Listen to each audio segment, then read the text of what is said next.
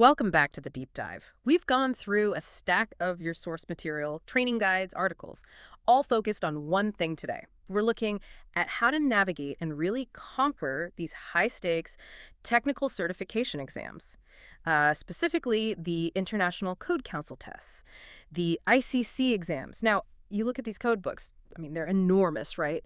Thick enough to anchor a small boat. So you'd think, okay, open book exam, that's a huge help. But, well, the big insight from digging into all this prep material is pretty clear. This isn't really a test of what you can memorize. It's a serious test of efficiency, of speed, finding the right info when you're under the gun. That's exactly it. That paradox is so key. You really need to internalize that open book means the people writing the exam. They aren't testing simple recall. No, they test application. Your success really hinges almost entirely on getting the flow of the code. Your ability to quickly find, interpret, and then apply some pretty complex stuff. Figuring out compliance, spotting a violation.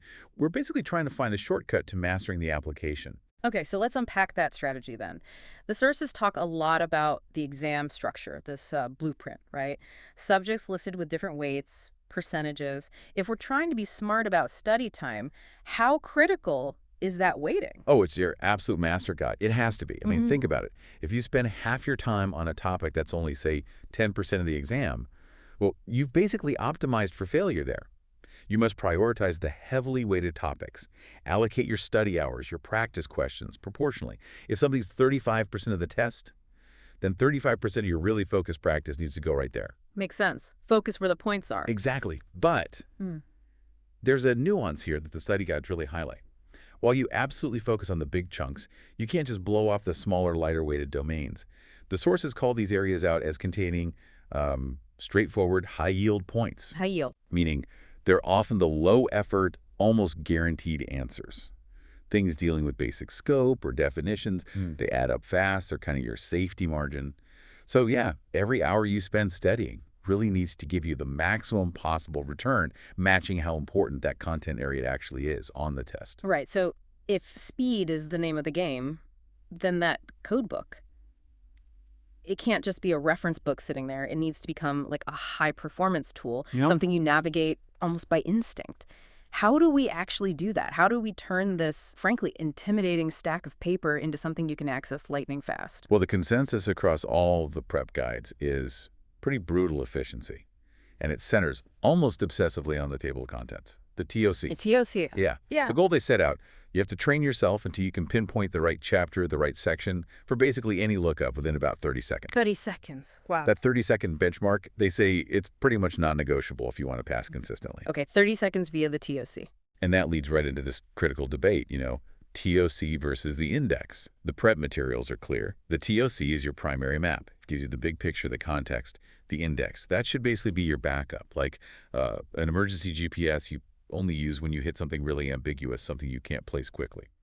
Hold on, wouldn't the index be faster sometimes? If I'm looking for a super specific term like, I don't know, attic access hatch clearance, doesn't the index take me right there? It can, yes, but often at a huge cost. Time and focus.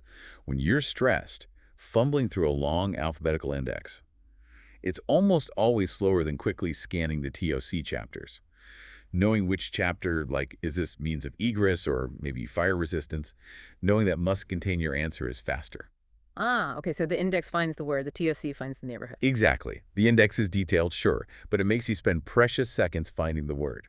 The TOC puts you in the right conceptual neighborhood immediately. Yeah. You really only go to the index if the question topic just doesn't map cleanly to a major TOC heading or chapter title. Got it.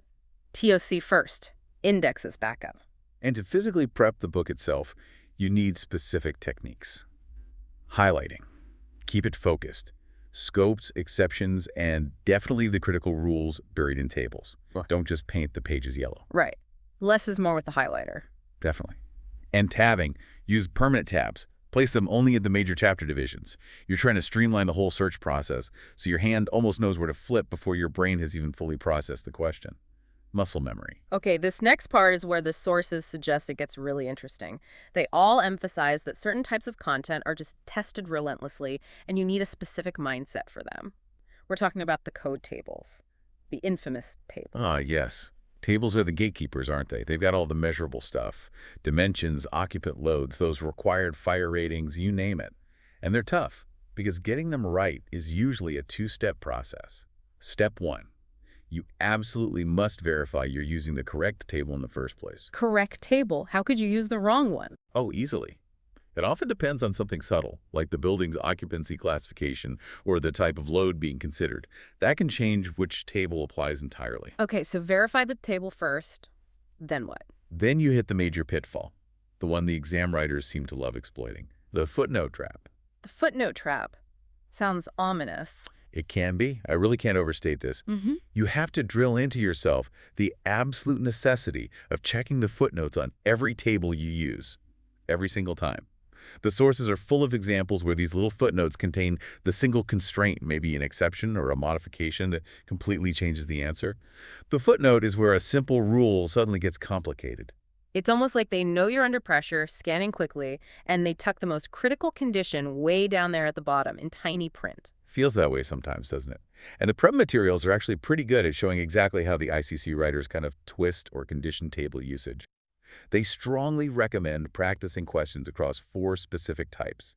It helps inoculate you against these tricks. Okay, 4 types. What are they? First, the basic one. The direct value question. Simple lookup. What's the maximum occupant load factor for a retail space? Straightforward. Right. Find the table, find the value. Second type is comparison questions. These make you look up 2 values, maybe in the same table, maybe different ones, and compare them.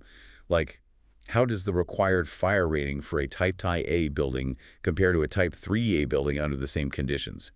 Tests if you can navigate and relate values. Okay, direct value comparison. What's third? Third, and maybe the most frustrating if you miss it, is the footnote-based question.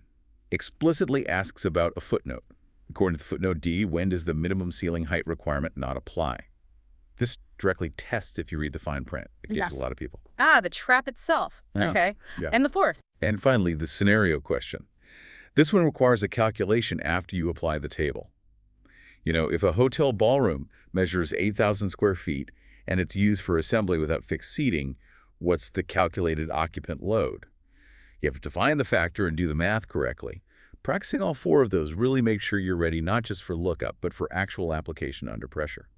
So beyond the tables, which are obviously super dense with points, the sources also flag other areas, things that seem maybe less exciting, but are deceptively critical. Specifically, they mention definitions and administrative rules. Why are these seemingly mundane topics so important? Yeah, they seem basic, but they're foundational traps. Definitions, which are often kind of tucked away in Chapter 2, they're critical because the code only means what it says it means.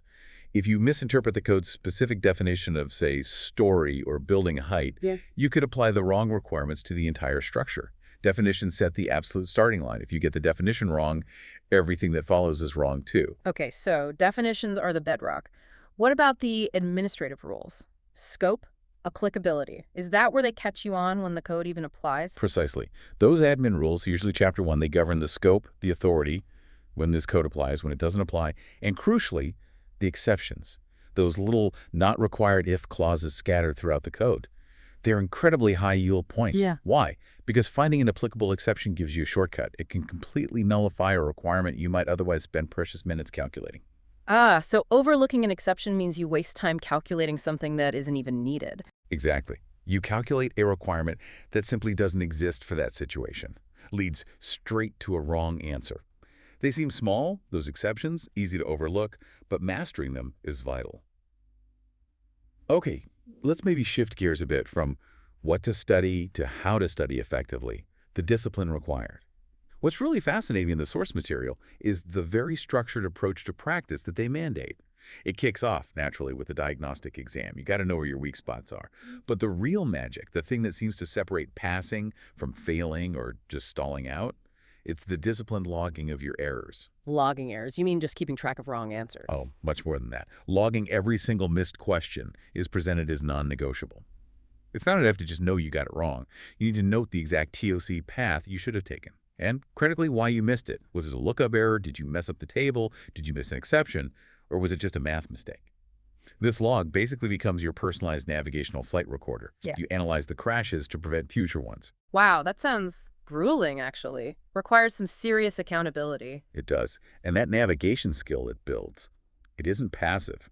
The sources strongly suggest running daily TOC drills. Daily drills, like flashcards for the table of contents. Sort of, yeah. You need to actively know the general content area of each chapter so well that you barely need to read the full chapter title. You see the question's topic, your mind instantly jumps to the right chapter. That kind of rapid familiarity is what ultimately crushes that 30-second lookup goal down to maybe 15 seconds, which you'll need for the really tough questions. Okay, so it's about building that muscle memory for navigation. Yes. The whole sequence has to become automatic. The Yeah. full navigation mastery sequence they lay out is start with the TOC. If that gives you no clear direction, then maybe use the index for a specific term. Once you find a potential section, read its scope first. Confirm it actually applies. Then, if tables or figures of reference, review them and their footnotes thoroughly. Practice that sequence. TOC to us, LERS, index, maybe so, mark, tables, footnotes, until it's seamless. Got it. Now, let's talk test day itself, the pressure cooker. The advice often mentioned is aiming for consistent practice scores over 85% within the time limit. Why aim so high, though? The actual passing score might be lower, right? Isn't 85% kind of overkill? It might seem like overkill, but it's really about hedging against stress and ambiguity. These codes are complex. You need a significant buffer because under actual exam conditions, almost everyone's performance dips a bit. That 85% goal in practice. It accounts for the fact that a few questions might be weirdly worded or rely on a section you didn't tab perfectly or you just blank for a moment. That buffer helps ensure you still pass even when the clock is ticking down and the pressure's on. Okay, build in a buffer for stress makes sense. What about managing time during the test? The critical discipline there is the two-pass method. Go through, answer the questions you know or can find quickly first. If you hit something hard, something that makes you pause, flag it, immediately move on. The absolute ironclad rule they hammer home is do not let any single question bog you down for more than, say, 2 minutes. Max. 2 minutes max? Then Yeah. move. Absolutely. Stalling on one question is a time sink you just cannot recover from later. Nah. Flag it, keep moving, get the easier points, then circle back with whatever time is left. And those little words that can trip you up? The sources mention keywords? Oh yeah, extreme vigilance over keywords is essential. You have to train your eye to catch critical modifiers like not, except maximum, minimum. They are the linguistic tripwires. Think about it. The difference between minimum required height and maximum allowed height is massive. Get that wrong and your answer is completely off. And this ties back to the error log too. When you review your practice mistakes, make sure you categorize them. Was it a wrong lookup, a missed exception, table error, calculation error? Knowing the type of mistake helps you zero in on your specific weakness. Okay, so wrapping this up. Looking ahead to that final week before the exam, the strategy seems pretty clear and focused based on everything we've covered. Refresh those high-yield tables one last time, drill the TOC and index lookups daily, keep that muscle memory sharp, maybe review lightly the night before, but really prioritize rest, don't cram. Exactly. So what does all this really boil down to for you, the listener? I think the ultimate takeaway we pulled from every single source is this. Passing these ICC exams isn't about brute force memorization. You can't possibly know the whole code book. It's about building a hyper-efficient system for finding information under pressure. The TOC is your roadmap. The index is your compass for when the map gets confusing. You're basically training to become a professional information retriever, fast, accurate, and calm under fire. And it's interesting. The sources consistently point out how just one single table, with all its columns, rows, and those crucial footnotes, can actually spawn multiple different questions, testing different angles. So consider this as a final thought. The real skill you're building here isn't just learning, say, the maximum floor load for a specific use.